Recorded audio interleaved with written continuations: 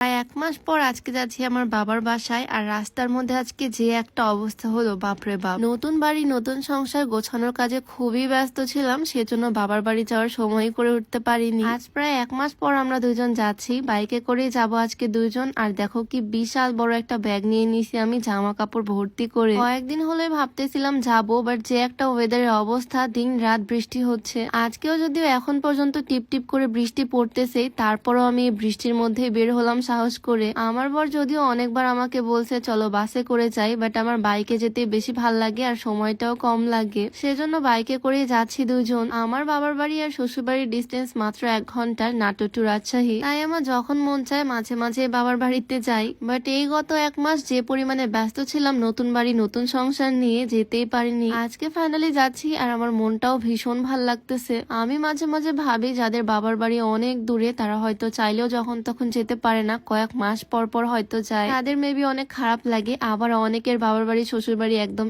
এক এলাকাতে এক পাড়ায়, তারা তো সব সময় যাতায়াত করে। আসলে এক একজনের সিচুয়েশন একদমই এক এক রকম। যাই হোক, রাস্তার মধ্যে আমরা একটু ব্রেক নিলাম। আমার অবস্থা তো পুরাই খারাপ, 2টা ব্যাগ এরকম সামনে পিছনে নিয়ে। আমি যখনই এই রোডে জার্নি করি তখনই এই জায়গাতে আমি দাঁড়াই, এই চা স্টলটাতে, এই মাছার উপরে এসে একটু বসি। হাইওয়ের পাশে এই জায়গাটা আমার অনেক ভাল লাগে, আর জার্নির মাঝখানে একটু ব্রেক নেওয়া হয়ে যায়। এই বৃষ্টির ওয়েদারে একটু চা হলে আর কি লাগে বলো, তাই চা স্টল থেকে গরম গরম 2 কাপ চা নিয়ে নিলাম। আমার বর তো বারবার আমাকে তাড়া দিচ্ছে, তাড়াতাড়ি চলো বাসায় চলো, কখন যেন বৃষ্টি চলে আসে। তো যাই হোক, এই জায়গাতে অনেকক্ষণই টাইম স্পেন্ড করলাম আমরা দুইজন। এই জায়গাতে বসে থাকতে ভালো লাগতেছে, বাট এখন আবারও রওনা দিতে হবে এত ভারী ভারী ব্যাগ নিয়ে। একটা ব্যাগ সামনে নিয়েছি বড়টা, আরেকটা ব্যাগ পিছনে, যাতে ব্যালেন্স হয়। ব্যাপার না, বাবার বাড়ি যাচ্ছি, এইটুকু কষ্ট তো করাই যায়। আমার আম্মু বেশ কিছুদিন হলো ওয়েট করতেছে কবে তার মেয়ে জামাই আসবে, আর আজকে ফাইনালি আমরা দুইজন যাচ্ছি। আমার আম্মু আমাদের জন্য ওয়েট করতেছে বাসায়। বাট দেখো কি একটা অবস্থা, রাস্তায় একটু দূর যেতেই যে পরিমাণে বৃষ্টি শুরু হয়েছে, তাড়াতাড়ি করে বাইক থেকে নেমে পাশের একটা মাচার উপর এসে বসছি। ভাগ্যিস পাশে এরকম একটা জায়গা ছিল,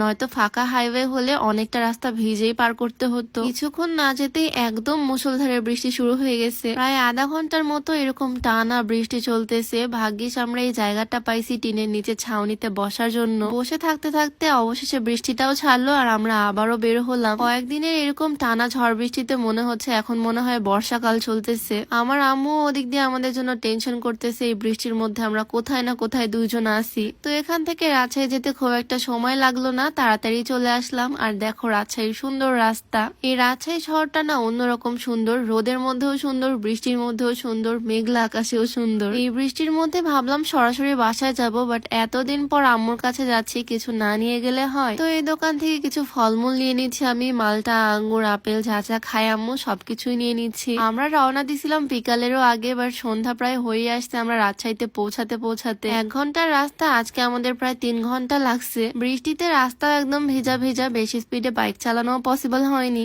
যাই হোক, অবশেষে চলে আসছি। আর এত কিছু নিয়ে আমার আর বাইকে যাওয়া পসিবল না, তাই আমি আবার উঠে পড়লাম রিক্সাতে। এখান থেকে আমাদের বাড়ি খুব একটা দূরে না, 5 মিনিটের রাস্তা। আমাকে রিক্সায় তুলে দিয়ে ও বাইকে যাচ্ছে। ওয়েদার দেখে বুঝতে পারতেছো একটু পরেই সন্ধ্যা নামবে, এত পরিমাণে লেট হয়েছে আজকে আমাদের আসতে। যাই হোক, এতদিন পর আসছি, অনেক শান্তি লাগতেছে। ইচ্ছা আছে এবার বেশ কয়েকদিন থাকার, অনেক জামা কাপড়ও বেঁধে নিয়ে আসছি সাথে। তো অনেকটা দেরিতে হলেও সাবধানে বাসায় পৌঁছে গেলাম আলহামদুলিল্লাহ। এসেই তো সোজা চলে আসছি আমার মোমোর কাছে। এতটা জার্নি করে আসছি, এখন একটু ফ্রেশ হবো, খাওয়া দাওয়া করবো, রেস্ট করবো। তো ভিডিওটা এখানেই শেষ করছি। সবাই ভালো থাকো, সুস্থ থাকো, দেখা হয়ে যাবে নতুন কোনো ভিডিওতে। সবাইকে আল্লাহ হাফেজ।